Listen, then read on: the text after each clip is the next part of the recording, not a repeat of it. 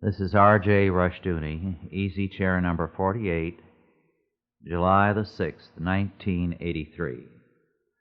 Before we begin, there is a story I'd like to pass on to you, and it comes from a professional stand-up comedian, but since all of you folks listen to good things on television like Masterpiece Theater, you probably never heard it, so I'll pass it on to you.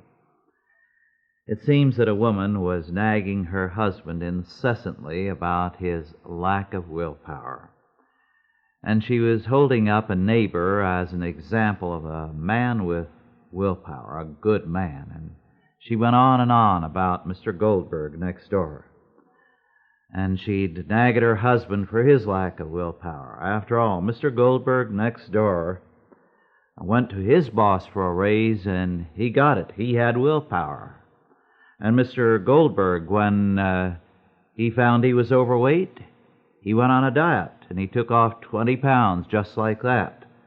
And Mr. Goldberg next door was a smoker, smoking 3 packs a day for 30 years. And 6 years ago, he decided to quit, and just like that, he quit permanently. So, finally, the husband in exasperation said, "Look, I've got willpower. It's just that I don't want to quit smoking, and I don't want to lose weight. I'm content the way I am. I'll show you what kind of willpower I've got. I'm going to move into the guest bedroom, and I'm going to stay there forever." Well, 6 months passed, and one night he woke up in the guest bedroom, and his wife was standing at the side of the bed, waking him up. He looked at the clock, 3 a.m. He said, "What's the matter? What's the matter?" And she said, "Honey, I thought you ought to know Mr. Goldberg is smoking again." Well, with that, we can start to consider some profounder matters. I believe it was last time that I dealt with the study of the voting fraud that led to secession in Georgia, and by implication elsewhere. I'm going to continue to deal with the matter of the war in 1860. It has been called the Civil War, the War of Northern Aggression, the war between the states, but I think the best name for it is the Unitarian War. Otto Scott in The Secret Six has shown how the Northern Unitarians deliberately led the country into war because they believed in confrontation politics a la Hegel, in a thesis, antithesis, leading to a synthesis, and then over and over again the same kind of confrontation as the means to progress. They worked, therefore, to create confrontation. We must remember this fact. They did not want a solution. They wanted a confrontation as the only means to a solution. Well, what few people realize is that Unitarianism was just as powerful in the South. As a matter of fact, in the generation before the Unitarian War, the great Unitarian figure in the South was a man named Calhoun. John C. Calhoun, the father of secession. Secession came out of Unitarian politics, out of Unitarian ideology. Now, there is an excellent analysis of this in just with regard to Calhoun's influence on the world of the United States since World War II. In the June 1983 Washington Monthly, the article by Philip Longman is entitled "From Calhoun to Sister Boom Boom, the Dubious Legacy of Interest Group Politics." Now, quoting from the article, Longman writes, Peter Drucker was the initial theoretician of the post-war Calhounical revival. In a 1948 essay for the Review of Politics entitled A Key to American Politics, Calhoun's Pluralism, Drucker sought to rehabilitate Calhoun from what he characterized as the partisan vote of the Reconstruction period. There is almost no awareness, Drucker began, by way of defining pluralism's first premise, of the fact that organization on the basis of sectional interest compromise is both a distinctly American form of political organization and the cornerstone of practically all major political institutions of the modern USA. To find an adequate analysis of this principle of government, we have to go back almost 100 years to John C. Calhoun. His basic principle, Drucker continued, that every major interest in the country, whether regional, economic, or religious, is to possess a veto power on political decisions directly affecting it, has become the organizing principle of American politics. And a good thing, too, Drucker opined, for as he concluded his essay, the pluralism of sectional interest compromise is the warp of America's fabric. It cannot be plucked out without unraveling the whole. Within months after Drucker published his article, the neo-Calhounical revival spread beyond the province of the Academy and into the mainstream of American intellectual culture. The author then goes on to describe how this thesis affected more and more people: Margaret Coit, Arthur Schlesinger Jr., and others. And, of course, even David Stockman of the contemporary administration. Now, the kind of pluralism this article speaks about is not pluralism as the Founding Fathers envisioned it. Rather, it is special group pressure politics. Each special interest works to insist on a veto over everything that comes along, so that every group is issuing ultimatums. Now, of course, this is what the abolitionists did in the North and the slaveholders did in the South, following Calhoun's lead. This is what happened with the Civil Rights Movement, which was a child of Calhoun's ideology. In fact, it comes right out of the Calhoun revival. It is a part of the entire strategy today of confrontation politics. Now, Calhoun's confrontation politics, which was really Unitarianism and Hegelianism, confrontation as the means to a solution, and then to a new confrontation, to a new solution, to a new confrontation. In other words, perpetual war for perpetual peace. This has become the key to American politics and to the growing destruction of the United States. This is why I said that the war in 1860 could be best called the Unitarian War. Both sides were applying the Unitarian confrontation principle. The result has since then been disaster for this country. Calhoun, let me remind you, was a Unitarian. The leaders of secessionism were either Unitarians or very strongly interested in the general perspective of Unitarianism. Until we abandon that kind of thinking, we have no future in this country except more conflict. Now, an excellent study of this kind of Unitarian politics, of course, is Otto Scott's The Secret Six. That can, to this day, still be purchased from Ross House Books for $15. We only have a limited number of copies, by the way, a very small number. We're not pushing the books because we want to hold the few copies we have for those who are very serious readers. But if you are interested, we will sell you a copy. Just write to Ross House Books, Box 67, Vallecito, California, 95251. Now, Otto Scott, of course, is the logical person, and I believe when he is through with his current projects may turn to the subject of the Unitarian War. Let me add this. Despite what the history books tell you today about that war, it was the most unpopular war in American history. All the unrest and the disquiet of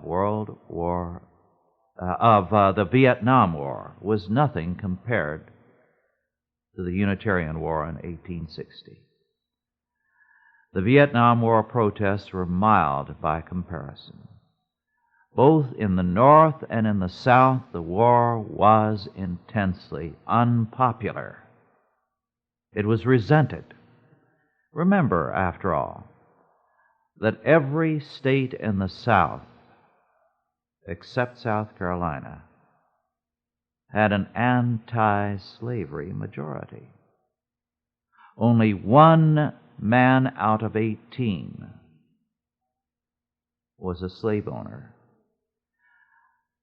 2 out of 3 voters, those who had the franchise, were not slave owners and tended predominantly to be anti-slavery. Virginia at one time came within 1 vote of abolishing slavery. Throughout the South, the predominant feeling until the abolitionists began was that slavery should be abolished, but how to go about it? What was the best solution that would create the least harm?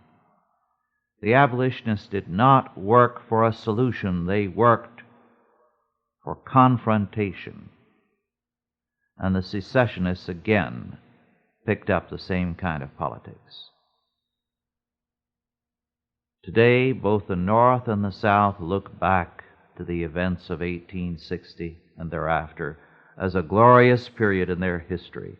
They idealize their part in that conflict, when in reality at the time it was highly unpopular. The majority of people in the North and in the South were not in favor of slavery. But the majority of them didn't care too much what happened. It was the extremists on both sides who created the war. But today, what we get in the history books about that war is mythology, as though it were the great moral event in American history.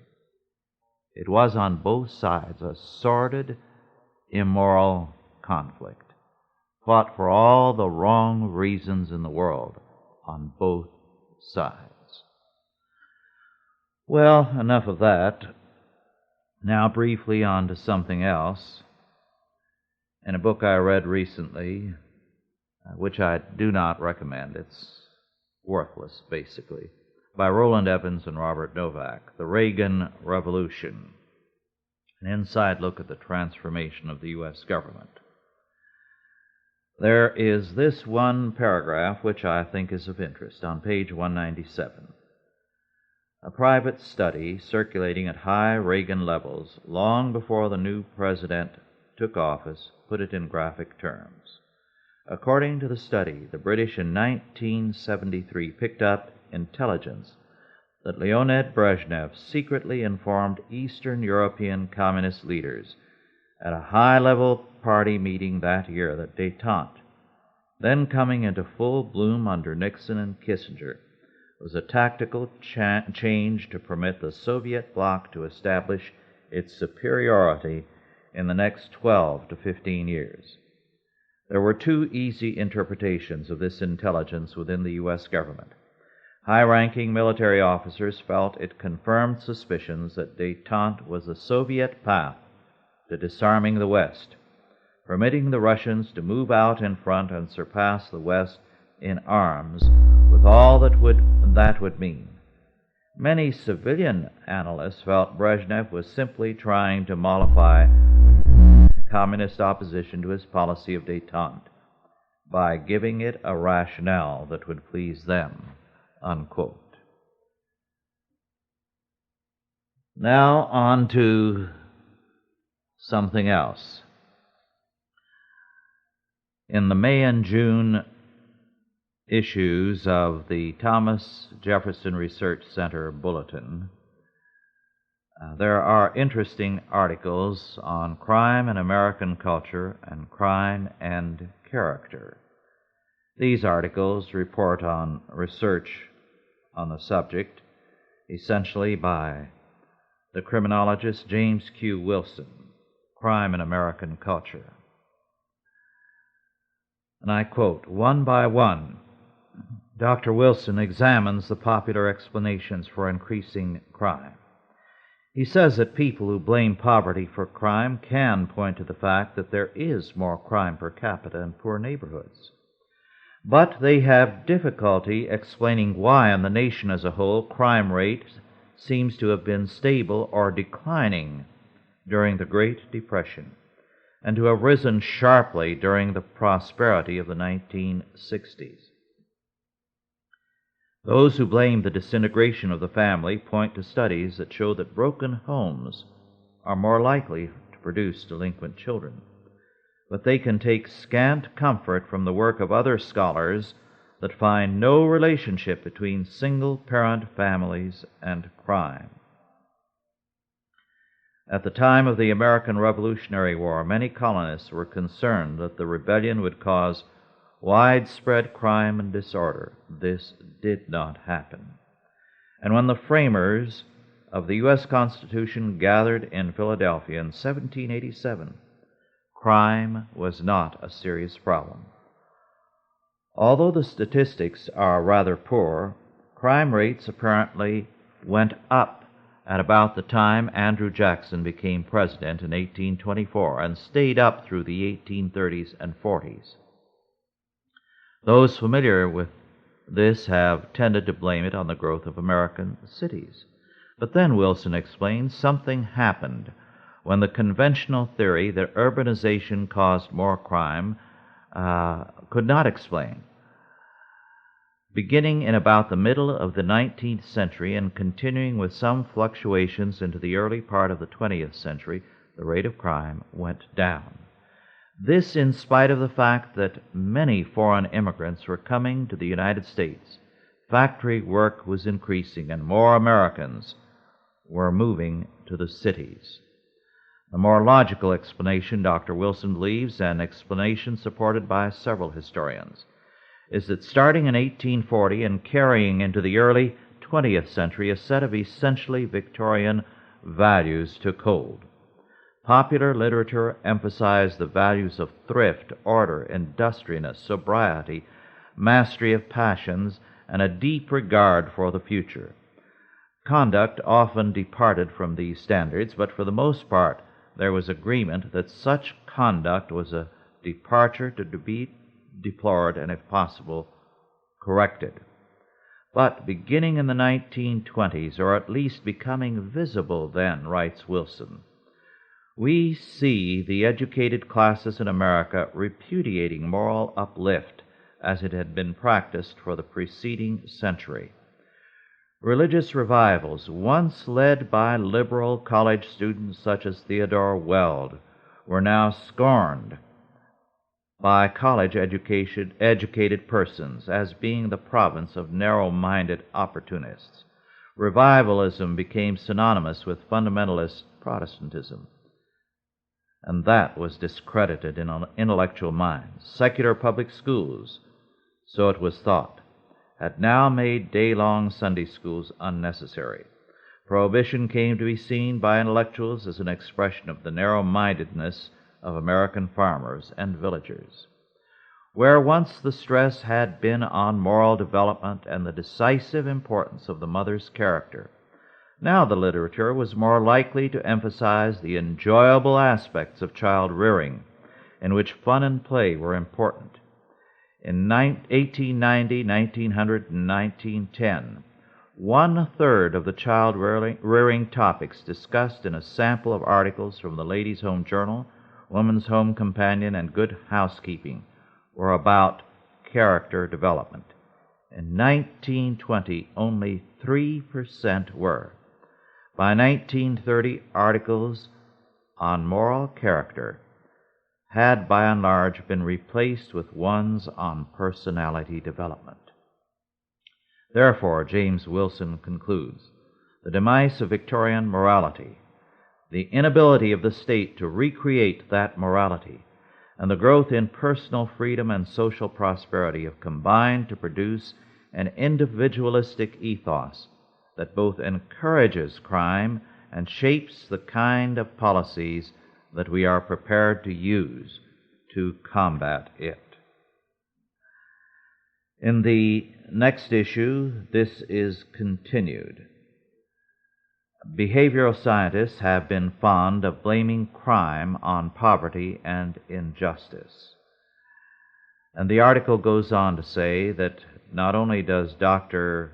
Wilson refute the orthodox explanation for crime, but he shows a close correlation between the emphasis placed on morality and ethical instruction and the crime rate. Then the Center Bulletin goes on to say, a second article, Crime, Bureaucracy, and Equality, by the English scholar Christy Davies, based on a study of English history, comes to almost identical conclusions. Davies, writing in the winter 1983 issue of Policy Review, says that Britain's high rates of crime in the middle 19th century diminished thereafter and remained very low until recent years. And of course, goes on to say that it went up for the same reasons as in the United States. And to cite just a little more, I quote, this morality, rooted as it was in British Protestant individualism, and in the ideas natural to a society whose central economic institution was the free market, had as its central tenet the idea that each individual was morally responsible for his own behavior. For those who believed in moralism, fairness was seen as the distribution of rights and penalties according to the moral worthiness of the parties, unquote. Well, those articles are both excellent and do a great deal to throw necessary light on the situation in our country today. Now on to something else. I dealt with the matter of Margaret Mead and Samoa not too long ago. The furor has not died down. In Natural History for June 1983, there is an article by David M. Schneider. It's a long review, several pages long, entitled The Coming of a Sage to Samoa. It is very critical of Freeman. Nothing in this article, which is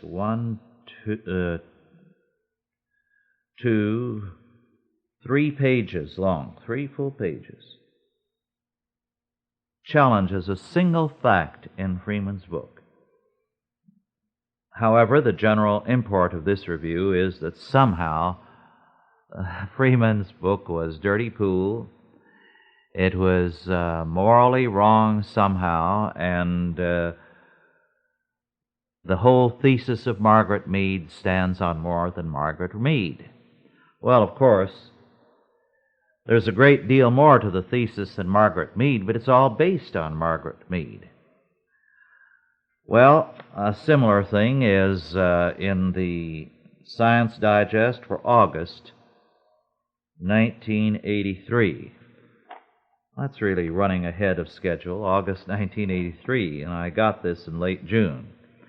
It's an article by Alec Dubrow, D-U-B-R-O, The Sino-Stanford Scandal.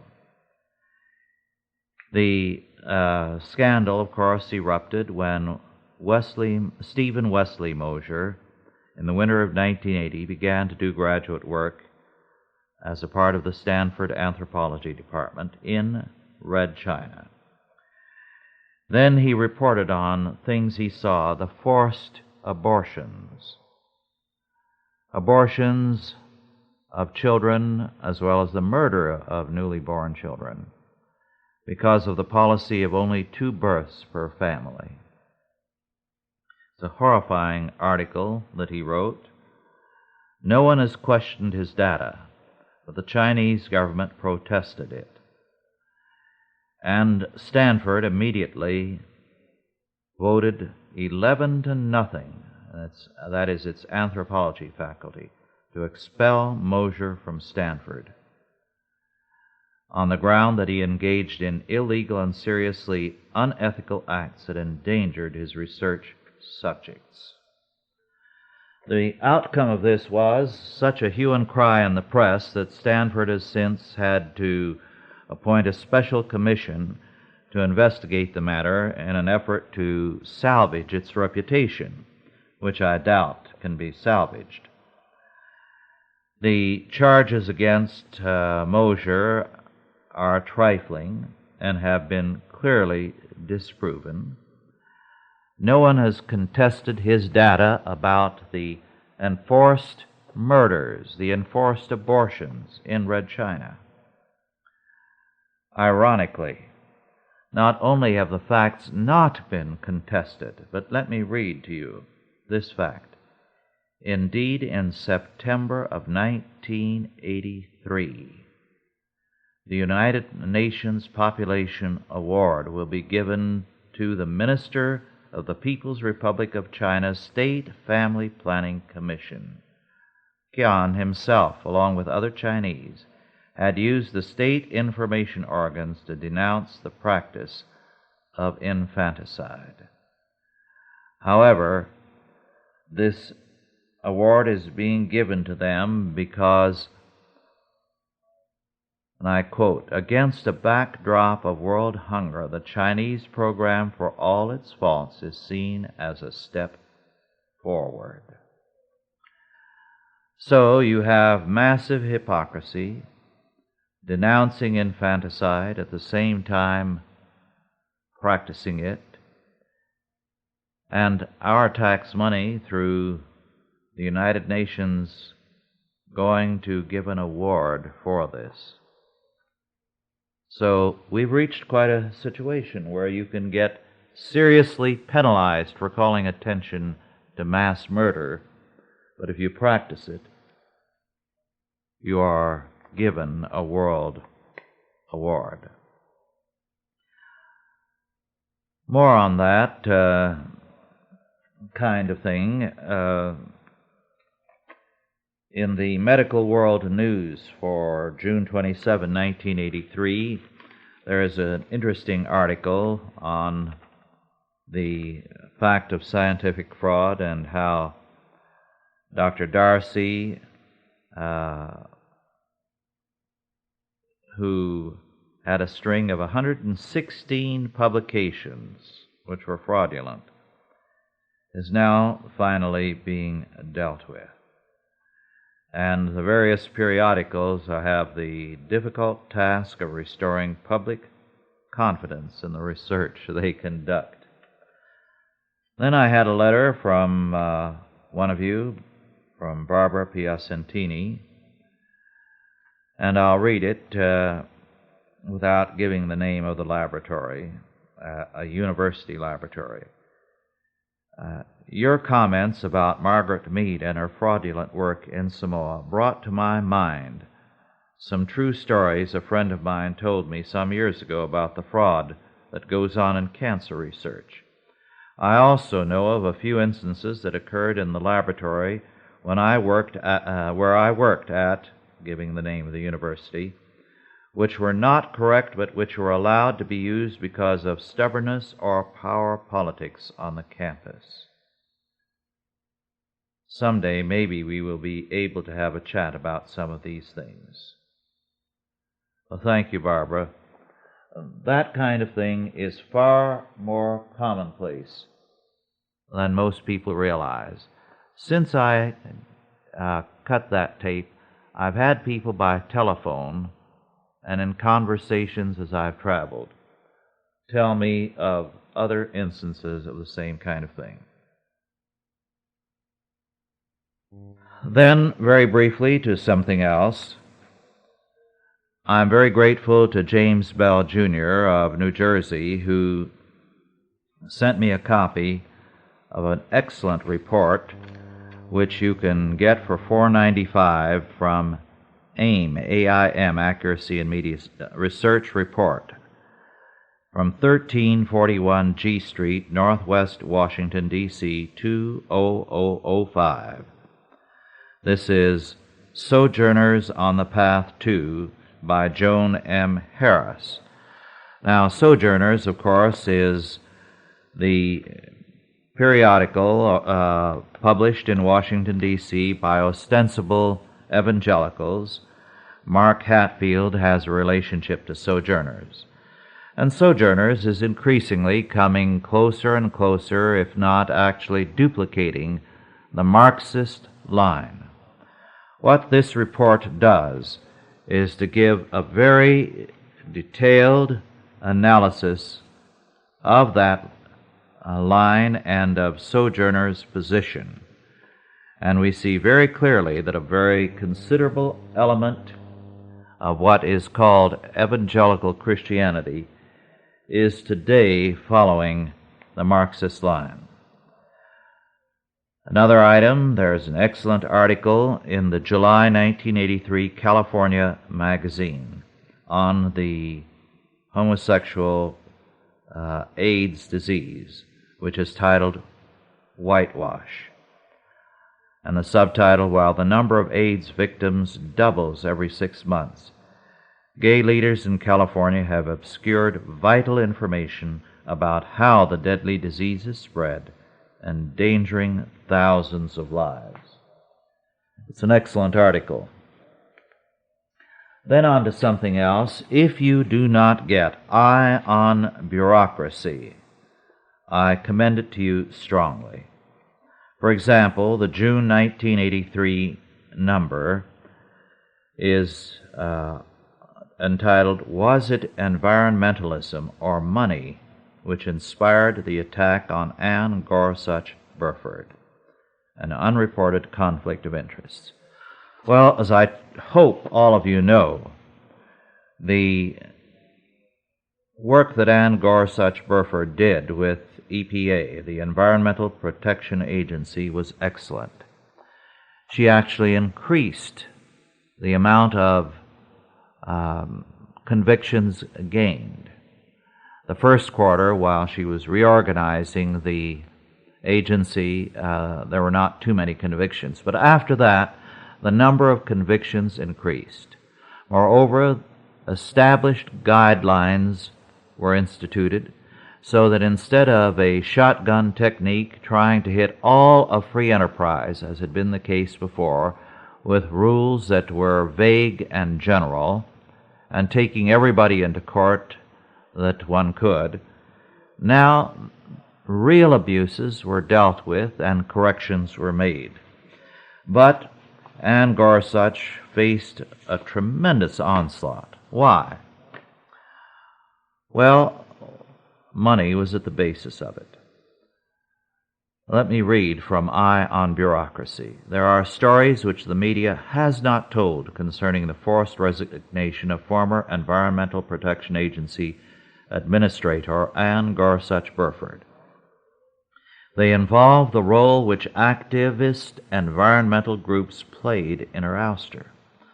On the basis of official grant records revealed in response to Freedom of Information requests initiated by the Conservative Caucus Foundation, it now appears that at least some of these groups may have had much more than environmental concerns in mind when attacking her performance.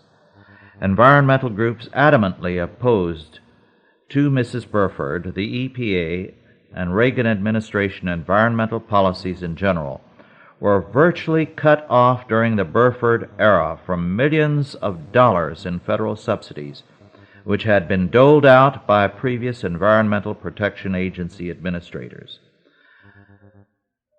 The Natural Resources Defense Council, the National Wildlife Federation, and the Sierra Club are major examples. The Natural Resources Defense Council, a recipient of more than $360,000 in grants from the EPA in 1980, and $816,382 on January 21, 1981, before Mrs. Burford was in office, received only $178 from the administration of Ann Gorsuch Burford in 1981, and so on at great length.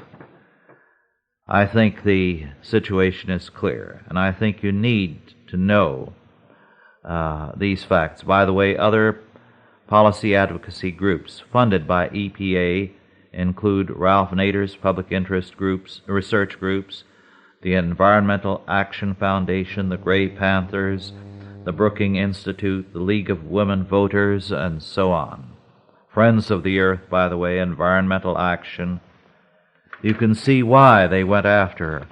Not because of the facts, but because money was involved. Don't put any trust in the integrity of these groups. You ought to be receiving Eye on Bureaucracy.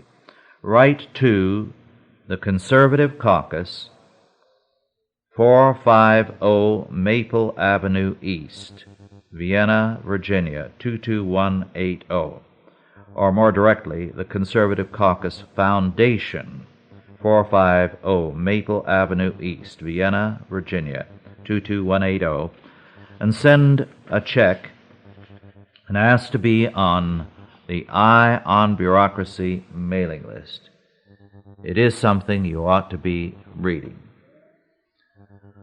Well, on to another subject now. One of the interesting books I read of late, a book published in 1979 and out of print now, is by Wendell Stacy Johnson, entitled Living in Sin, the Victorian Sexual Revolution.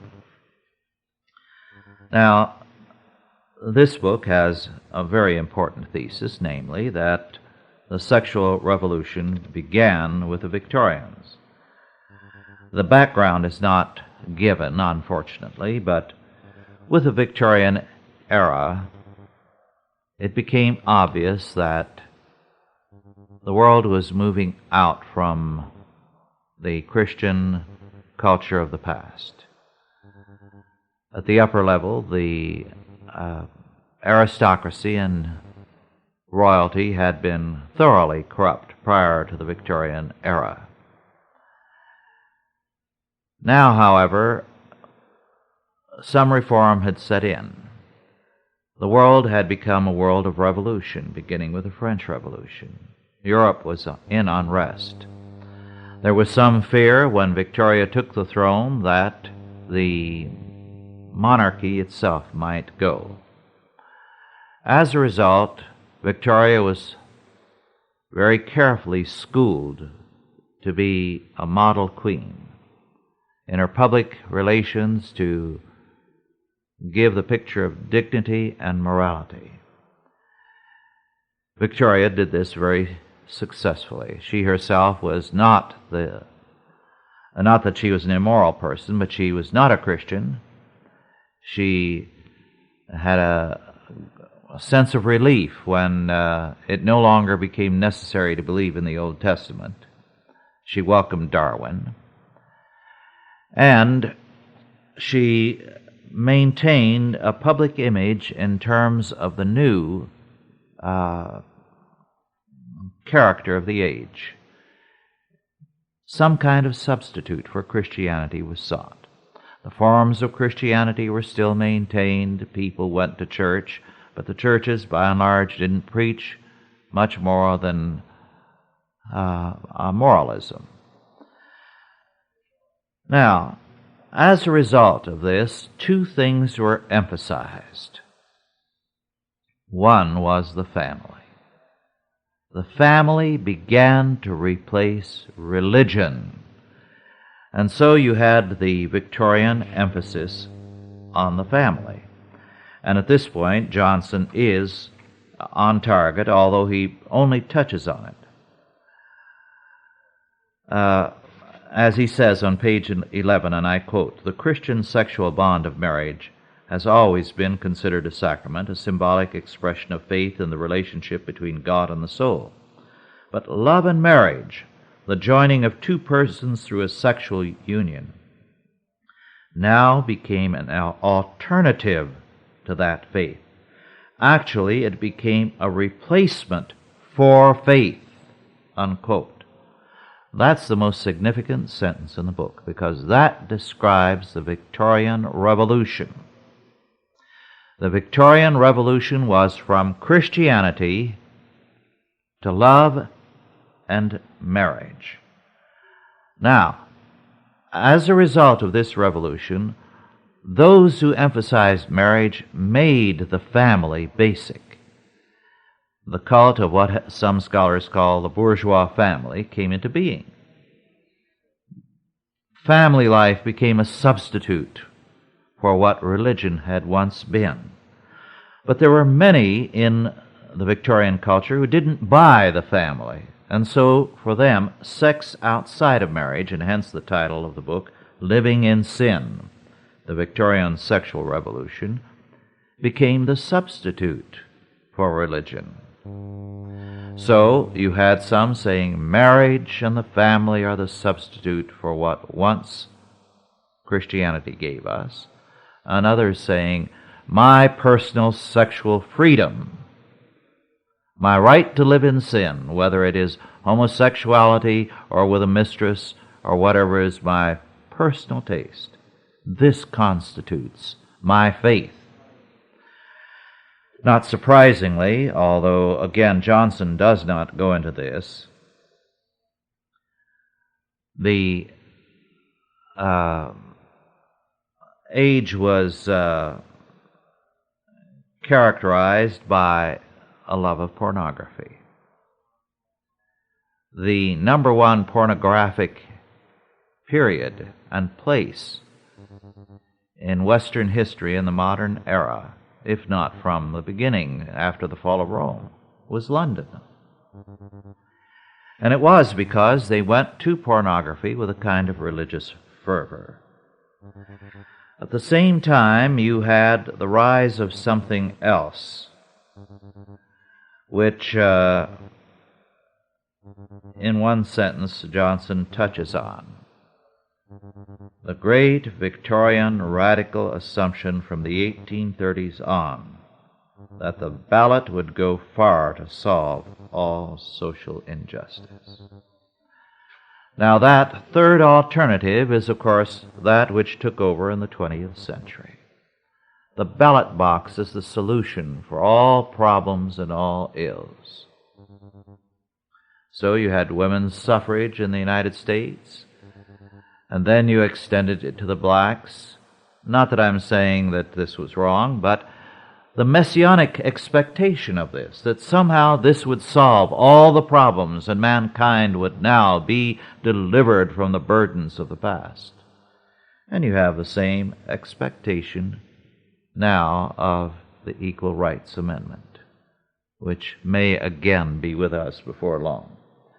So you've had, as a result of the abandonment of Christianity that took place in the Victorian era by a sizable segment of society, three alternate religions: the religion of marriage, the religion of the sexual revolution, and the religion of the ballot box. The salvation of mankind by any one of these three. And all three have proven to be failures, because nothing can be a substitute for Christianity. This book, if you can find it in a library, I think you'll find quite interesting. There is more to the book than I've touched on, but you'll find it important. For example, Rossetti's Equation of Sex and Death, Dickens on painting, and much, much more. Very interesting book on the whole. Well, let me see. What else? There's so much here.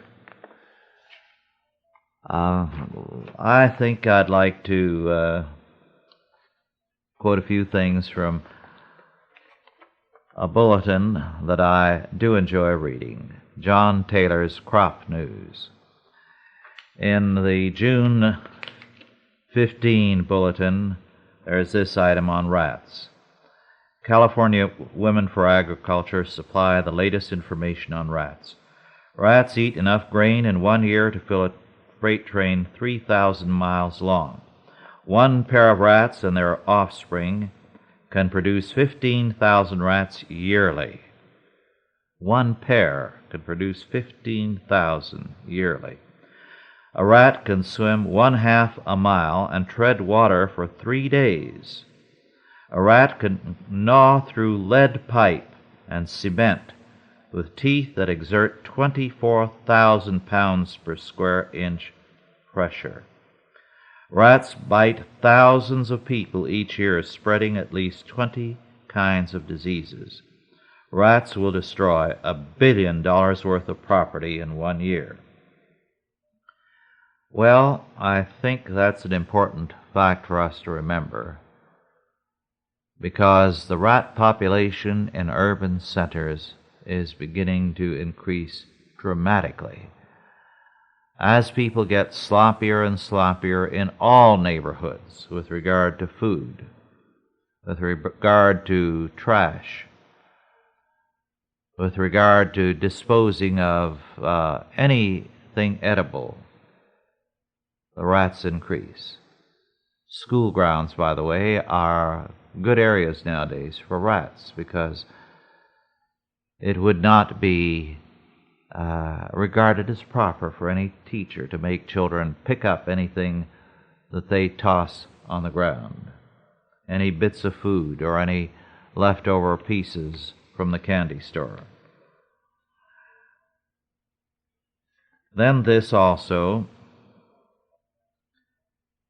an accountant has an interesting column in the Tahoe World. Recently, he speculated that there is an economic and business reason why the Syrians and Palestinians will not leave Lebanon. It seems there is a large hashish industry in the part of Lebanon they still control, and the taxes they levy run into the tens of millions per year. The money is, of course, used to finance their effort.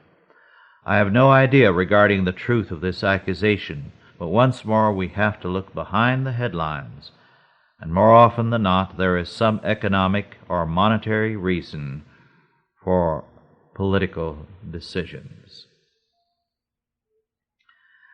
Now, this one I liked.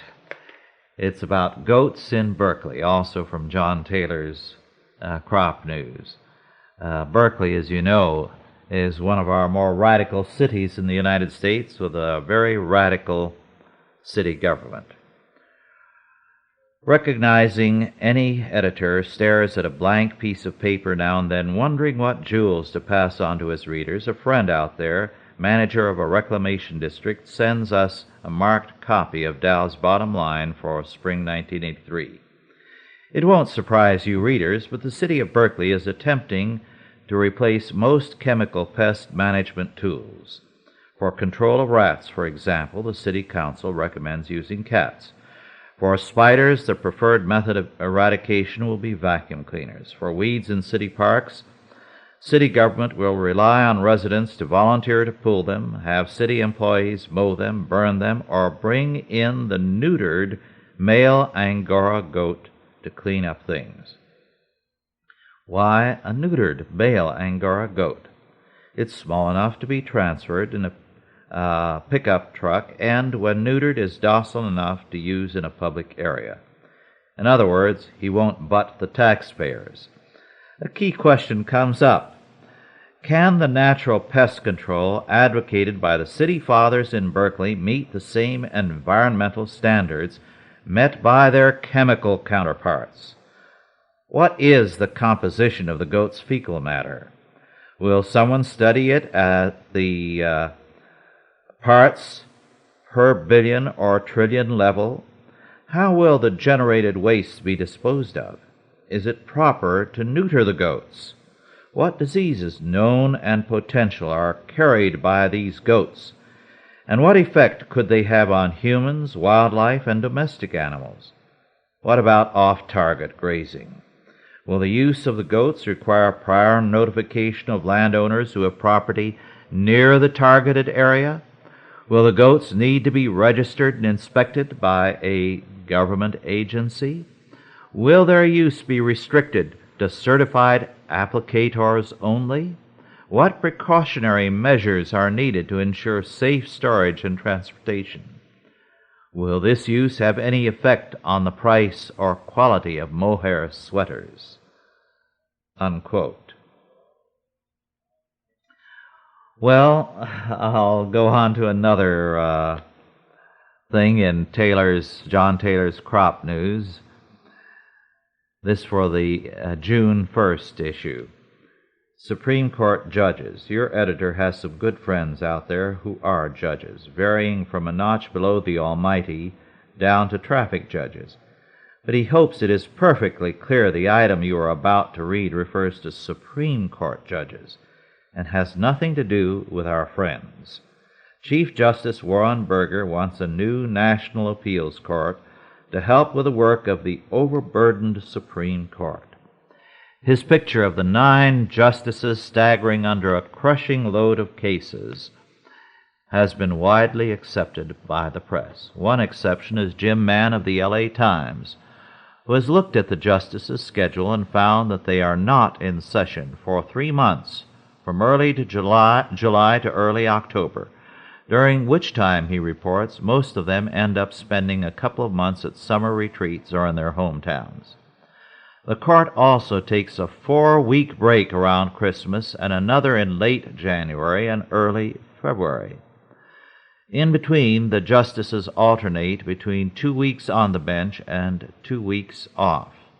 On means they hear arguments 3 days a week from 10 a.m. to 3 p.m. Mr. Mann concludes his article at $96,700 a year. This is the kind of crushing burden most of us could endure. Well,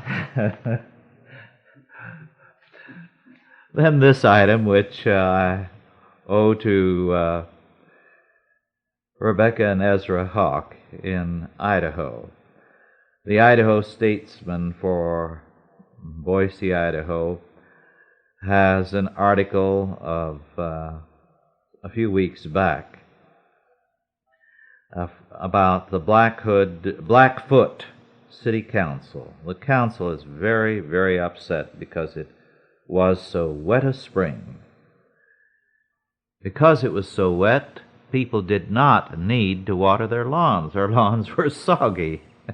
And as a result, as the mayor said, we're behind on our revenues in water.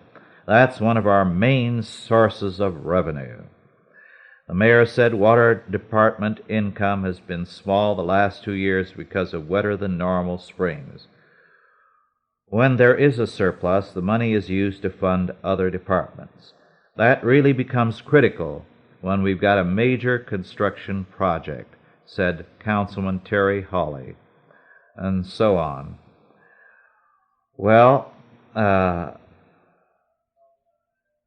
the result is, of course, maybe there's no coincidence, but it's curious, they have new laws on drunken driving. Well, those are all good. But do you want to bet they don't go after all kinds of drivers with more strictness? After all, it's we who pay the taxes who go on paying them, because every time we turn around, we get hit. I was so startled when I was in the Washington, D.C. area about a week ago to hear the figures on the number of people who are not paying taxes that I don't dare quote them. It's staggering. What it means is that there are fewer of us paying taxes.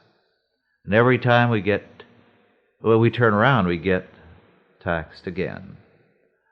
Or we get a traffic ticket. Let me add, I haven't gotten one for about 10 years.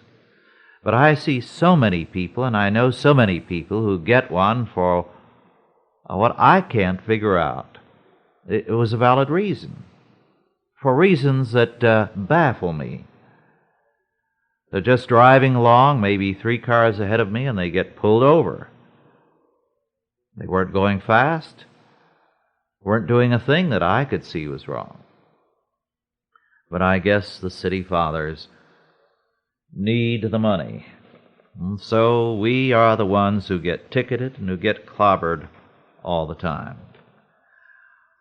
One item that the press did not do much with was the massacre by Hindus of a large number of Muslims. Thousands were massacred, and another 300,000 were left homeless as arsonists burned entire villages.